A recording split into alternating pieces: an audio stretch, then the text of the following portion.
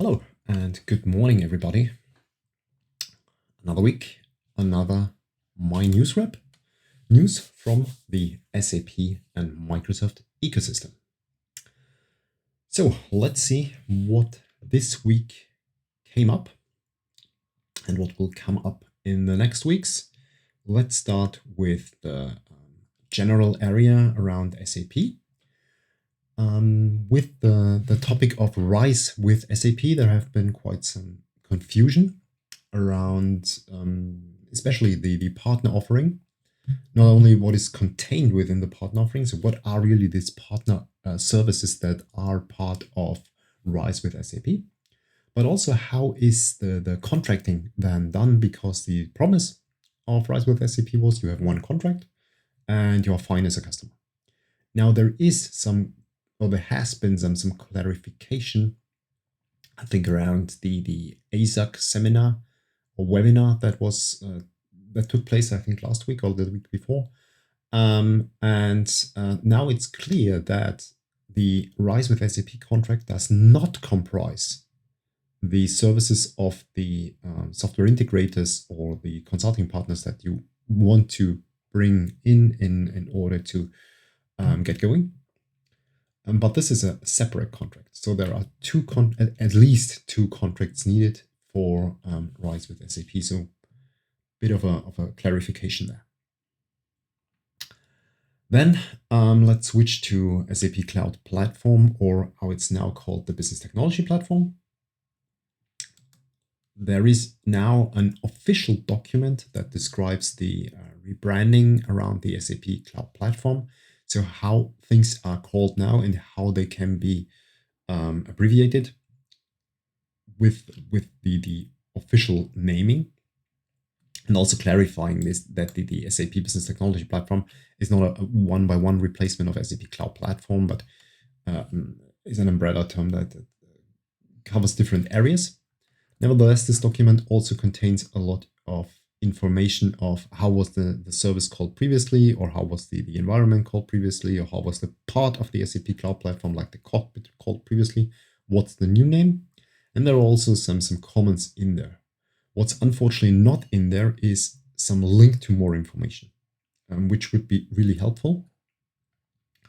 It's also, from my perspective, not complete, because for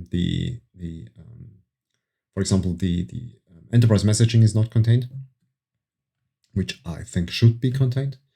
Be also a little bit, or take it with a grain of salt when there is retired as a comment for service, because, for example, I think there is the functions area is called retired, which is partially true because it was replaced by a different offering within the Business Technology Platform. And what's really puzzling me, to be honest, I thought I have understood what that the Cloud Foundry, the ABAP, and the Kyma stuff is now called an environment within the Business Technology Platform, which seems to be true. For those who are watching the video, I'm just scrolling down to the area where environments and runtimes are listed. And now we have an ABAP environment, for example, and we also have an ABAP environment persistence, an ABAP environment runtime. We have a Cloud Foundry environment, a Cloud Foundry runtime. We have a Kubernetes environment and a Kyma runtime. Honestly, I do not get why this differentiation is made, but at least it's even more confusing. So I can think of one reason for that, but that's just from the top of my head, that we have an environment that then hosts different runtimes. Like, for example, the Kubernetes environment can host a Kyma runtime. It can host another runtime that might come up in the future, but that's super artificial because the ABAP environment will contain the ABAP environment or the ABAP runtime, and Cloud Foundry will be Cloud Foundry. Yeah, let's see how things work out. If you're confused around the naming, or if you want to know how the new name looks like, please take a look at that document. Now, with respect to renaming, there is one renaming that's already outdated within the document. That's as I said, the SAP messaging service. That was renamed this week to SAP Event Mesh, picking up the current renaming train on the business technology platform. That kind of makes sense because the functionality that is delivered, and that's also described here within the blog post by Martin Bachmann, is that it's no longer about messaging, it's really about eventing. So that's why this service is now called SAP Event Mesh, which should stress the capability to bring forward event-driven architectures within the business technology platform in conjunction with SAP ECC or SuccessFactors or whatsoever. Good. That's it from the renaming area, I think. Yeah. Let's switch to some more technical stuff. There is a very short and crisp blog post around configuring Cloud Connector when you have an activated two-factor authentication in your backend, and that blog post is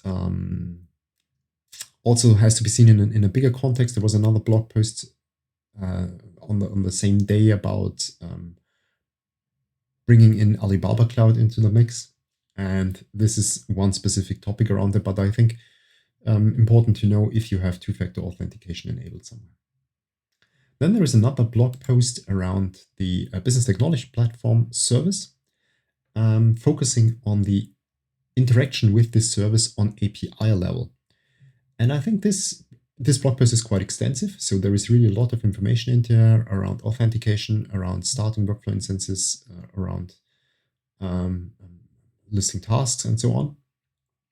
And I think that's really worth a lot when you interact with this service. And I think this service is really one of the services on the business technology platform that really helps you with building side-by-side extensions. So let's switch to the next area on the business technology platform, Kyma. I do not have any specific Kyma news, but yesterday there was the SAP Stammtisch Munich, and there was a talk by one guy from Atos and one from Red Hat. And they brought forward a white paper around the 10 layers of container security. And I brought that in here for the Kyma topic, because I think that's one thing that's highly underestimated when working with Kyma and containers. It's not serverless. So it's a lower layer of abstraction with respect to the layers of cloud offerings, starting from infrastructure to software as a service. And due to that, you have specific responsibilities. And when you do containers, you're responsible for the container and the stuff that is in there. And you will often build containers, or I think in every case, you will build containers based on other containers, other container images. And you have to make sure that your final container that you push into Kubernetes or into Kyma or wheresoever is secure through all layers of the stack that you have within your container. And that's something that's, I think, really often forgotten. And this white paper kind of clearly shows you what areas you have to think about, what layers you have to think about, and how this impacts the working with the containers from a life cycle perspective. So that's really something that, if you're doing containers, take a look at that one. Nothing brand new, but something that I think has not yet kind of made its way to the people who are now working in the SAP area with containers when I think about partners and customers. Now, that's it from Kyma. We have this week, after a long period of no news, some news around the Steampunk area, because the ABAP environment got an update this week. It's release 2102. with news all over the place, from the development tools, of course, to the RESTful application programming model. And there is also one very important news around multi-tenancy that's really interesting for partners, because as you know, multi-tenancy was kind of enabled in the last release, I think.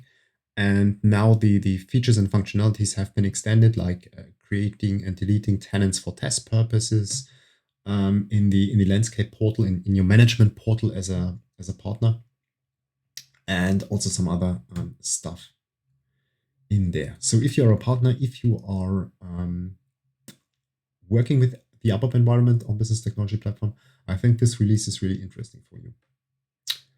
Then let's switch to the miscellaneous news around the SAP area, where I want to highlight one topic that DJ Adams blogged about. It's about the SAP TechEd developer keynote. As you know, at TechEd there was one specific keynote for developers, and for me it was a bit too short and a little bit out of context. So there was some kind of story, but for me it didn't become clear what was the end-to-end story. And DJ is wrapping up on the whole story of this keynote in his Friday sessions. And if you know DJ, his sessions are great anyway, no matter what he's talking about from my perspective. But now the sessions really focus and guide you through step by step through the developer keynote, and you can follow along and you can set up things and bring things together in order to make things run as within the keynote. And this also gives you a bit more insight why they did the things. So that's really cool stuff there. Now let's switch to the Microsoft part of the house. Here we have one news that I think is kind of an aftermath of the extended partnership. It's a press release around the SAP IT lifting all its business critical landscapes to the Azure Cloud Platform. And yeah, press release all around that and what are the benefits. So as we can see, this extended partnership is, I think, getting more and more traction. Then from the serverless area, I have not too much news. I think next week we will have more after Ignite. There is one blog post that I want to bring to your attention. It's about a deep dive into serverless application, focusing on the Power Platform, on Power Apps. So on the low-code part of the house. It's kind of an overview blog post, but what's important, I think, is the last section, because this blog post kind of started or kicks off a webinar series that seems to be on a regular basis.